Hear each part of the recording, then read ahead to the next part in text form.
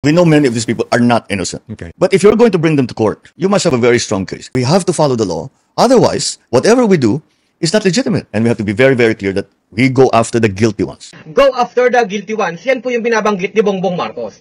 Pero kung totoo yan, bakit parang may pinoprotektahan, may tinatago? Pinatigil nga ang Blue Ribbon Committee hearing. No, yung investigasyon sa Senado ay pinatigil. Habang ang ICI naman ay nagtatago din.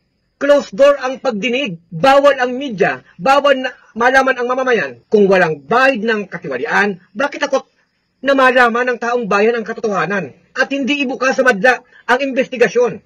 Ang tunay na malinis, hindi natatakot sa investigasyon. Pero parang bakit pinagtatakpan ang daan sa pagbuyangyang sa katiwalian? Baka hindi lang guilty ones ang dapat habulin. Baka mismong mga nasa may kapangyarihan. Na yun naman talaga yung sinasabi natin noon pa.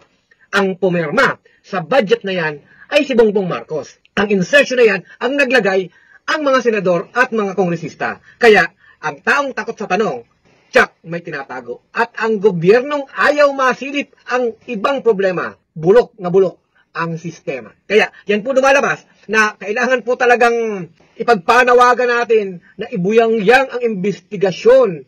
Baka dumating ang panahon, niluluto tayo sa sarili nating mantika.